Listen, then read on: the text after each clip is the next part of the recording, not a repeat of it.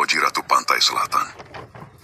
Buat mereka, Segoro Kidul, Laut Selatan, adalah alam asing yang dikangkangi penguasa-penguasa gaib. Kalaupun mereka mengais rezeki di sana, itu sekadarnya saja. Mereka makin terisolasi, tertinggal, dan hampir-hampir tak tahu di laut itu tersimpan potensi serta kekayaan yang amat melimpah. Segoro Kidul sejak dahulu kala menyimpan misteri yang tak pernah terpecahkan. Tersimpan rapi di balik cerita mistisme Nyi Roro Kidul yang dipercaya masyarakat Jawa pesisir selatan sebagai penjaga misteri sekaligus mistisme Laut Selatan. Ratusan tahun lalu, mitologi ini dimulai melalui cerita yang tak kalah menggugah bulu kuduk untuk turut berdiri merasakan betapa Laut Selatan menyimpan sejuta pesona. Masyarakat Sunda kuno mengaklaim jika kisah mitologi Nyi Roro Kidul adalah bagian dari sejarah mereka.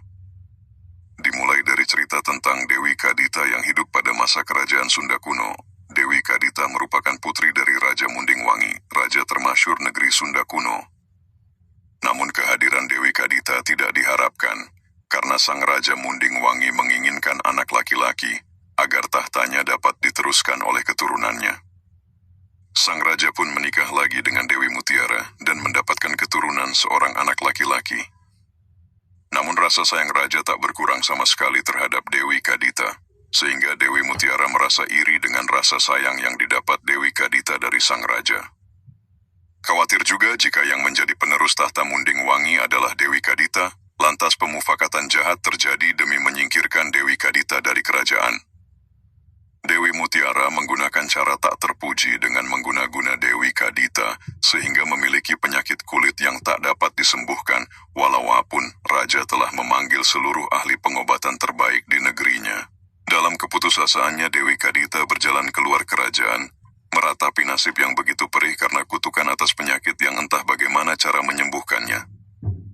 Dalam perjalanan yang entah akan kemana Dewi Kadita pergi, tibalah dia di penghujung daratan dan menemui samudra luas selatan Jawa.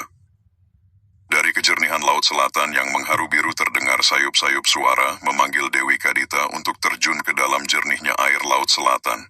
Tenang namun mematikan. Selepas itu Kadita melompat dan berenang di samudra tersebut. Seketika itu pula ia memperoleh mukjizat. Sewaktu kulitnya menyentuh air laut, penyakit kulitnya sedikit demi sedikit hilang, dan dirinya menjadi cantik kembali bahkan lebih cantik dari sebelumnya. Selain itu, sekarang ini Kadita mempunyai kekuasaan dalam Samudra Selatan. Dia dijuluki peri yang dinamakan Nyi Roro Kidul atau Ratu Pantai Selatan yang hidup selamanya. Kecantikan yang dimiliki Kadita sang Ratu Pantai Selatan dalam mitologi tersebut layaknya kemilau mutiara Laut Selatan. Mutiara yang terindah di dunia.